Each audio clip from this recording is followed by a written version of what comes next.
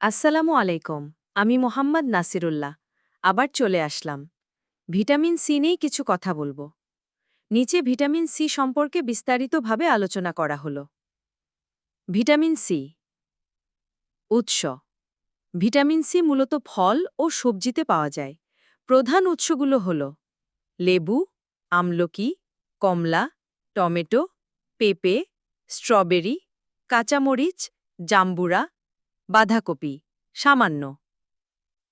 ভূমিকা ও উপকারিতা। শরীরের রোগ প্রতিরোধ ক্ষমতা বাড়ায়, ত্বক ও মাড়ির সুস্থতা রক্ষা করে, ক্ষত দ্রুত শুকাতে সাহায্য করে, শরীরে আয়রন শোষণ বাড়ায়, অ্যান্টিঅক্সিডেন্ট হিসেবে কাজ করে, যা ক্যান্সার প্রতিরোধেও সহায়ক। ভিটামিন সি এর অভাব। রোগের নাম স্কারভি। লক্ষণ মাড়ি থেকে রক্ত পড়া, মাড়ি ফুলে যাওয়া, ক্ষত দ্রুত শুকাতে দেরি হওয়া, ত্বকে দাগ ও ব্যথা, শরীর দুর্বল ও ক্লান্ত লাগা, দাঁত হালকা হয়ে যাওয়া বা পড়ে যাওয়া।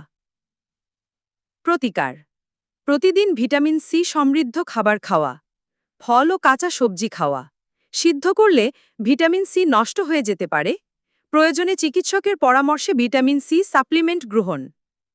প্রয়োজনে আমি এটার উপর একটা সুন্দর চার্ট বা শিক্ষামূলক পোস্টার বানিয়ে দিতে পারি। ঠিক আছে? আল্লাহ হাফেজ।